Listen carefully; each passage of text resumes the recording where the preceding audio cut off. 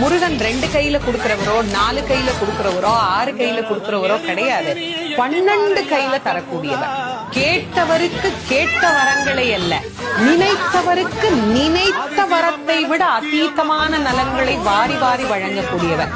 அவர் 12 கையில கொடுப்பார், வாங்குறதுக்கு நமக்கு தான் 2 கை பத்தாது. அப்பேற்பட்ட வள்ளலாக விளங்கக்கூடியவர் முருகப்பெருமான். அவர் வள்ளல்னா பக்கத்துல இருக்கிற அம்மா சும்மா கிடையாது, அவள் வள்ளி. இவர் 1 கொடுத்தா அந்த அம்மா 2 கொடுங்கன்னு வாழாம். அப்படி கணவனும் மனைவியும் போட்டி போட்டுக்கிட்டு நமக்கு கொடுக்க தயாரா இருக்கிறாங்க. வாங்குவதற்கு நாம் என்ன செய்ய வேண்டும்? அவரை நினைக்கணும். எப்படி நினைக்கணும்?